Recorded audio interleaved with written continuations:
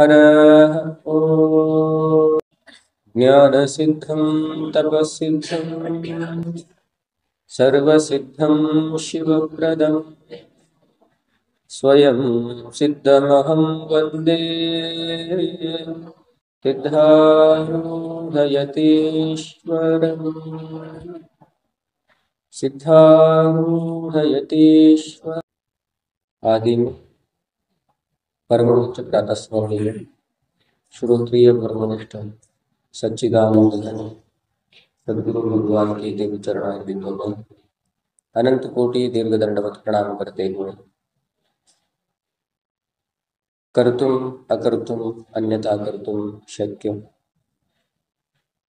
उस परम शिव को, उस परशु का शक्ति भगवती परम बाग शक्ति महामाई जगत जननी राजराजेश्वरी की दिव्य पादारविंदों में दीर्घ दंडवत प्रणाम करते हुए इस भव्य और दिव्य परंपरा के एक जागृत दृष्टांत के रूप में उभरा हुआ यह तीर्थराज प्रयाग के अधिष्ठात्र देव वेणी माधव, इस जंगमवाड़ी मठ के अधिष्ठात्र देव भगवान राजेश्वर के अधिष्ठान को पूरी पूरी प्रणाम करते हुए इस तीर्थराज प्रयाग के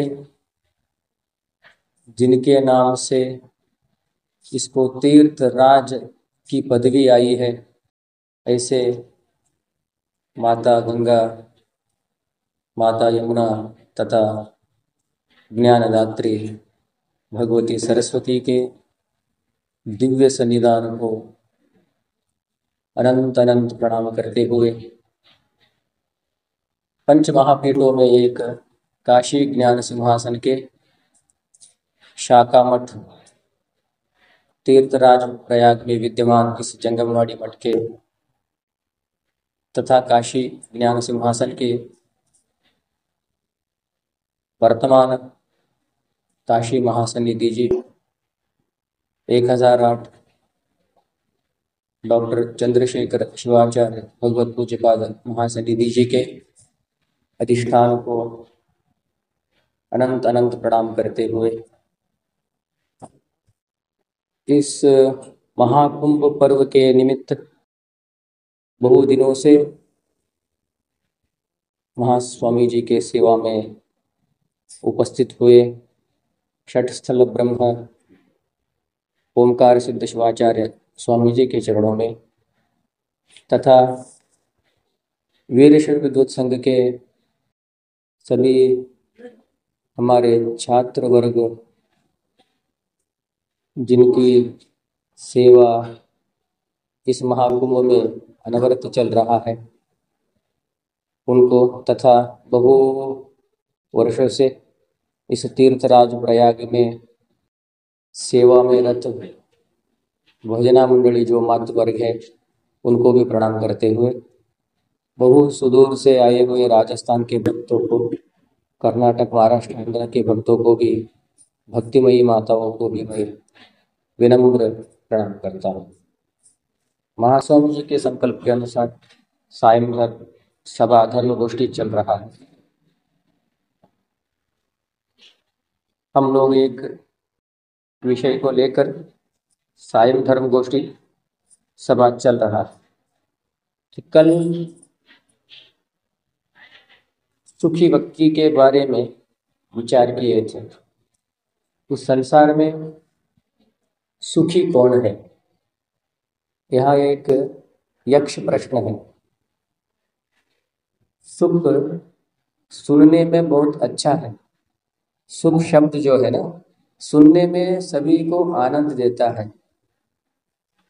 वह सुख जिनके पास होता है उसको हम लोग सुखी बोलते हैं, सुखी व्यक्ति बोलते हैं।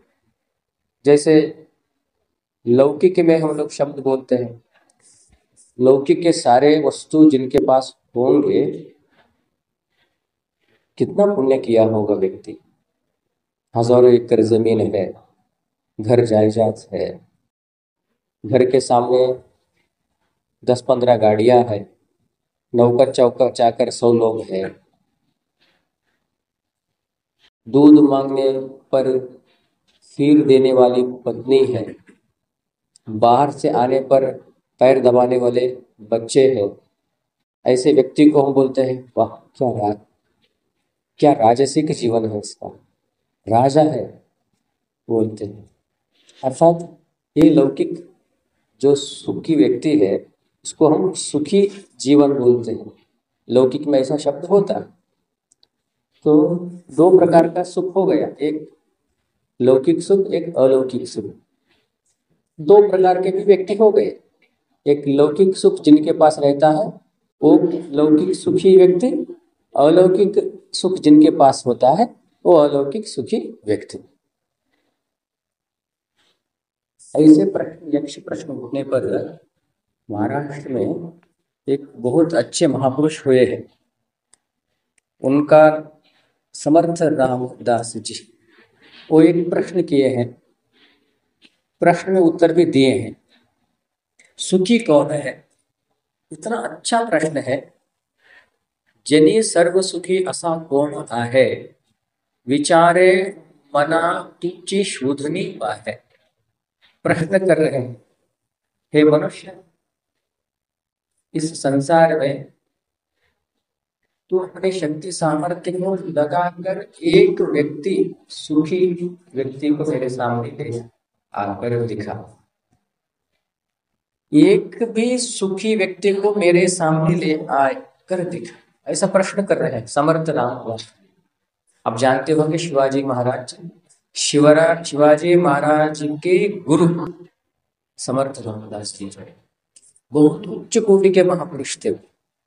ऐसे उच्च कोटि के महापुरुष का एक यक्ष प्रश्न है, हे मनुष्य, इस संसार में कौन सा भी एक सुखी व्यक्ति को मेरे सामने लाकर रख दे।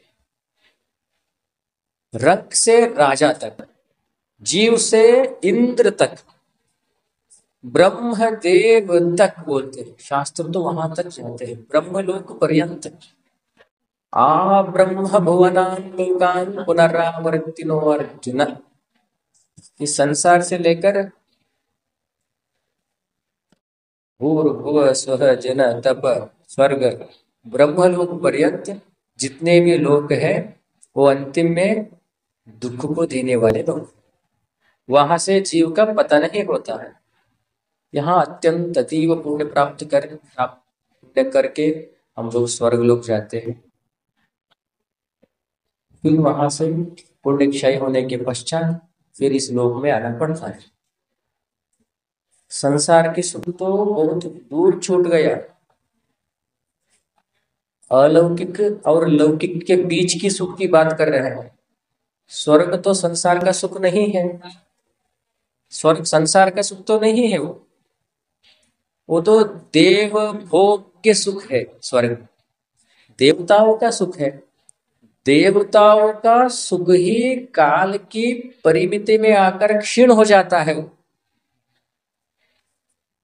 काल की परिमिति में आकर देवताओं का सुख भी क्षीण हो जाता है। तो मनुष्य की सुख कब तक, कितने देर तक, कितने वर्षों तक ठहरे? एक क्षण में निकल जाता है। जानवरों का सुख कितने देर तक अपने जीव को आनंद दे सकता है? जितना देर जीव के ऊपर रहेगा, थाली में है तब भी आनंद नहीं देगा, पेट में गया तब भी आनंद नहीं देगा। जितना देर जीव के ऊपर है उतना देर आनंद देता है। वो उसका स्वरूप है, उसका वो लक्षण है।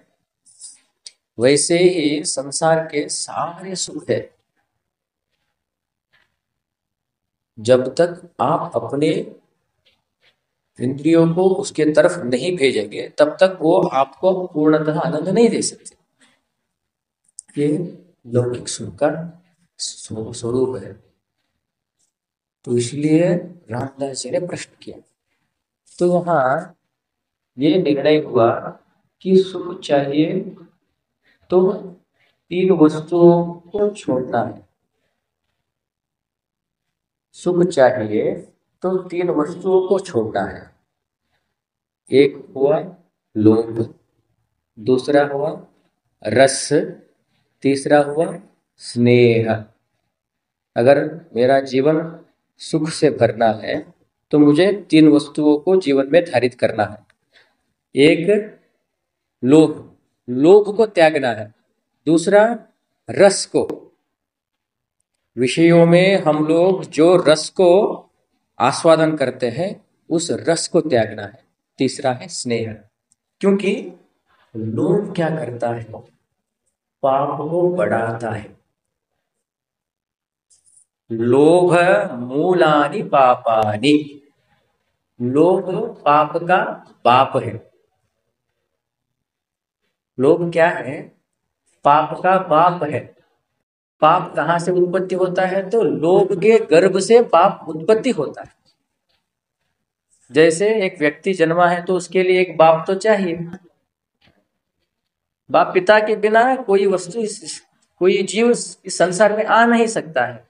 वैसे ही लोभ का पिता कौन है, पाप का पिता कौन है, तो लोभ है।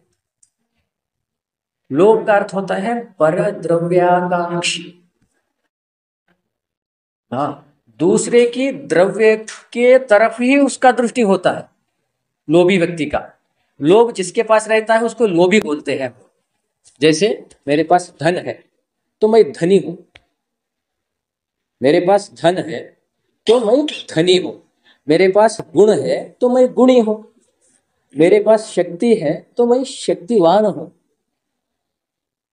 मेरे पास दुर्गुण है तो मैं दुर्गुणी हूं।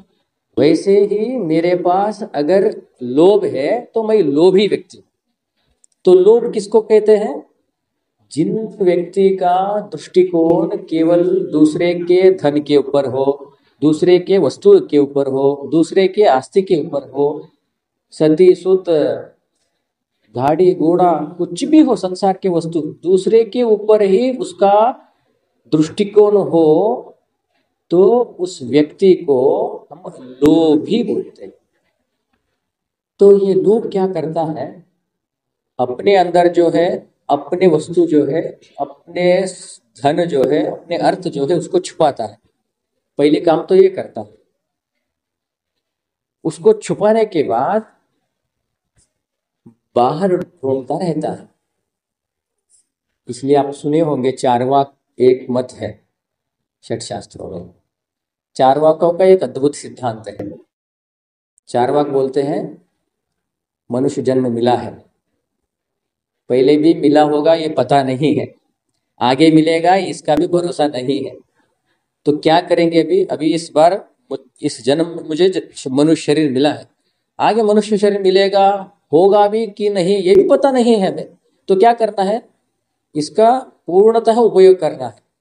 कैसे उपयोग करना है, अभी भाई दरिद्र दीनहीन हूं, तो मेरे पास भोग के लिए कुछ भी सामर्थ्य नहीं है, पैसे कुछ है नहीं, तो मुझे क्या करना है, मुझे कहीं से धन लाना है। उसको बोलते हैं कर्जा। क्या बोलते हैं, कहीं से कर्जा लाना है। 1 लाओ, 1 लाख लाओ, 2 लाख लाओ, 10 लाख लाओ, 1 करोड़ लाओ, उसका कोई हिसाब नहीं है। दूसरे के यहाँ कर्जा लाना है और उस कर्जे से जो पैसे आया है उसको जीवन भर पूरा लुटाना है।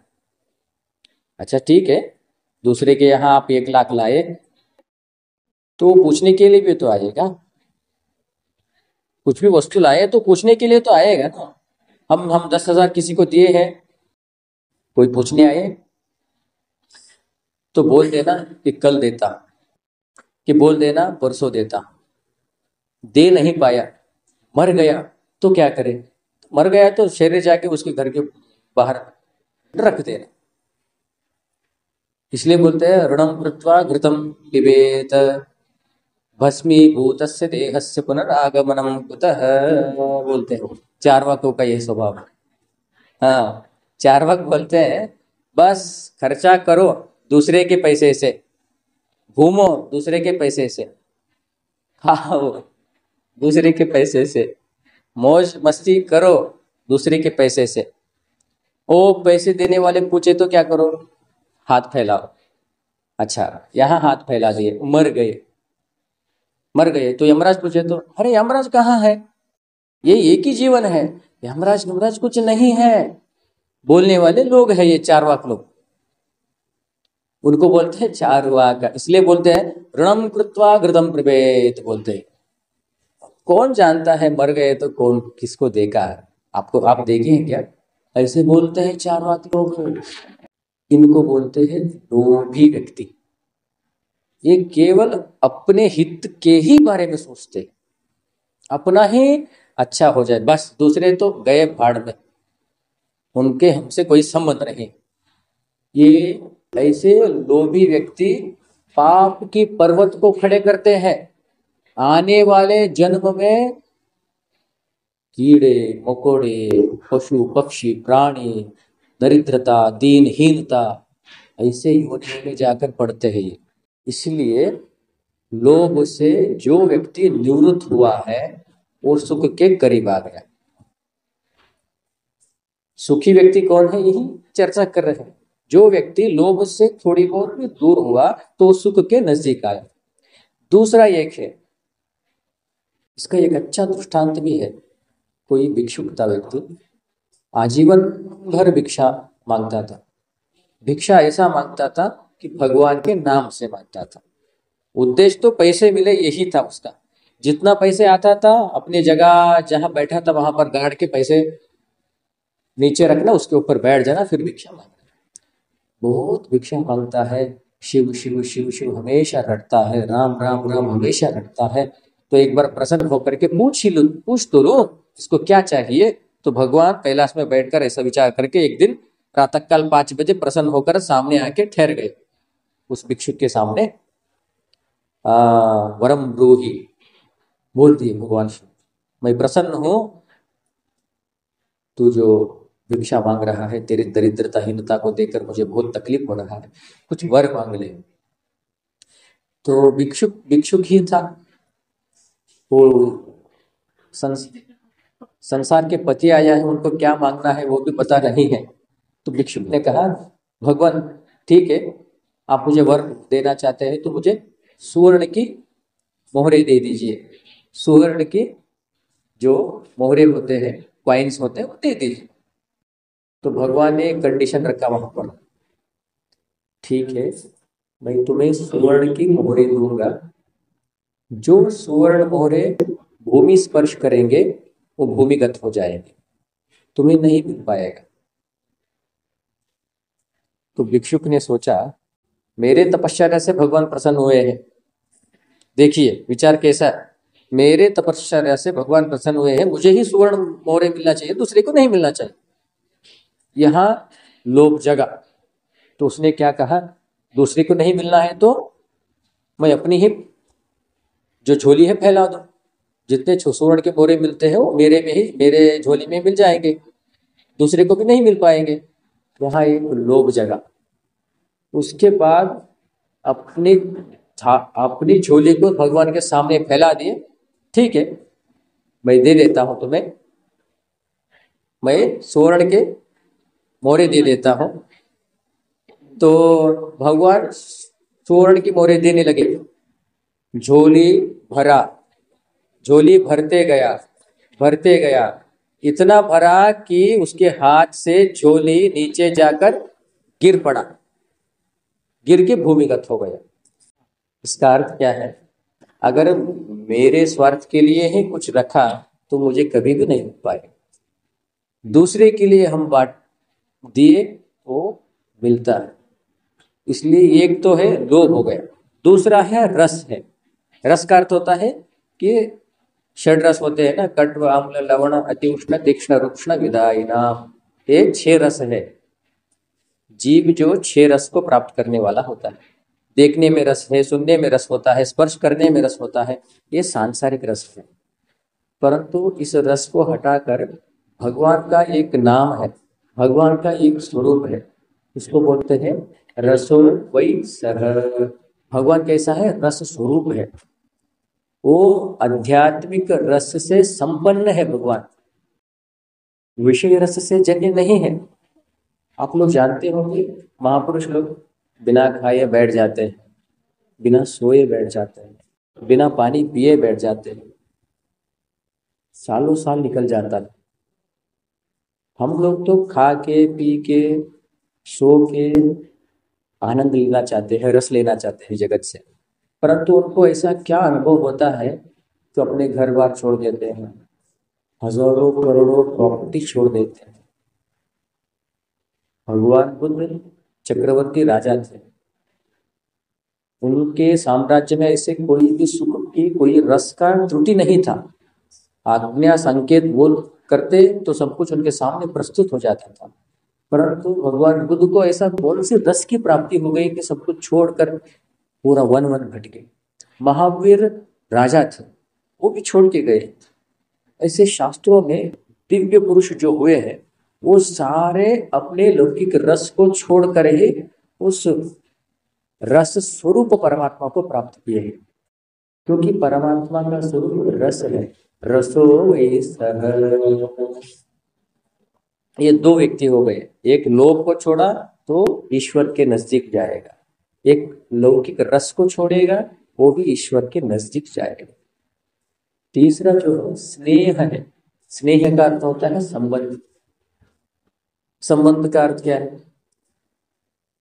पुत्र के साथ माता पिता का संबंध है, पति पत्नी के संबंध है, मालिक और नौकर का संबंध है, घर का व्यक्ति के साथ संबंध है, खेत खलिहानों से व्यक्ति का कुछ संबंध होता है। मनुष्य किसी भी वस्तु के साथ दो क्षण के लिए बैठेगा तो उसके साथ संबंध बना ही लेगा। वो मनुष्य का ये स्वभाव है, संबंध से रहित नहीं रहता है मनुष्य। कोई भी हो, कहीं 5 मिनट बैठ गया तो हो गया, पूरा अपना हिस्ट्री उनको बता देता है, उनकी हिस्ट्री अपने में ले लेता है। ये संबंध जो है, संबंध ही सत्य है, संबंध ही मुझे उद्धार करेगा, पत्नी ही मुझे कल्याण करेगी, पति ही मुझे सद्गति देगा। ऐसा जो धारणा संबंध से बना है, अंतिम काल में मेरे पुत्र ही मुझे रक्षा करेंगे, पैसे से जो जो संबंध है, अंतिम काल में यहाँ धन ही मुझे रक्षा करेगा, ऐसा जो संबंध है, ये संबंध भी दुख का कारण है। ये संबंध से जो कोई जितना दूर रहता है वो उतना ही सुख के नजदीक होता है। उसको पता होता है कि ठीक है, कहीं व्यवहार में हो ये करना अनिवार्य है, परंतु ये सत्य नहीं है, एक ना एक दिन मुझे ये छोड़ के निकल जाएगा। पत्नी है तो उसका प्रारब्ध है, एक दिन मर जाएगी। पति है तो एक दिन उसका शरीर छूटने वाला है। बच्चा है, मुझसे पहले तो जाएगा, मेरे बाद में तो जाएगा। शाश्वत कोई है नहीं यहाँ। गाड़ी घोड़ा है तो निकल जाएगा कभी ना कभी, यह शरीर ही निकलने वाला है। तो इस शरीर के संबंधी जो है वो कब तक रहेंगे? ऐसे हम लोग संसार में रहते हुए संबंध से दूर रहने का कला सीखना चाहिए। ऐसे संबंध से दूर रहने का कला जिनके पास होता है वो अत्यंत ईश्वर के नजदीक होते हैं। ईश्वर कहाँ होता है? हृदय में। परमात्मा ने कहा हृदय से अर्जुन तिष्ठामि, एड्रेस बता दिया भगवान, बाहर कहीं है नहीं। भगवान का परमानेंट एड्रेस कौन सा है? हृदय है। प्राणी मात्र के हृदय ईश्वर के परमानेंट एड्रेस है। कैलाश वैकुंठ ये सारे टेम्परवरी एड्रेस है, टेम्परवरी परमानेंट एड्रेस होते हैं ना। इसलिए भगवान के साथ संबंध जोड़ने का एक कला।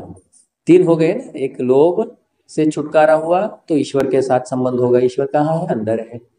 एक रस को छोड़ दिए तो रस स्वरूप परमात्मा के साथ संबंध होगा, वो कहाँ है? अंदर है। तीसरा हो गया कौन सा? स्नेह, संबंध से छुटकारा हो गया तो संबंध हमें किनके साथ बनाना है? अंदर जो बैठा हुआ परमात्मा है उसके साथ संबंध बनाना है। ये 3 जो है सुखी व्यक्ति का लक्षण हो जाते हैं। इसलिए सुखी होना है तो जीवन में ऐसे ऐसे जो महापुरुषों ने सांकेतिक रूप से शास्त्रों में कहीं कहीं डाला है उसको अपने जीवन में प्रयोग लाना है, प्रयोग में डालना है, तब जाकर मनुष्य का जीव का जीवन धन्य हो जाता है। यही 2 शब्द कहते हुए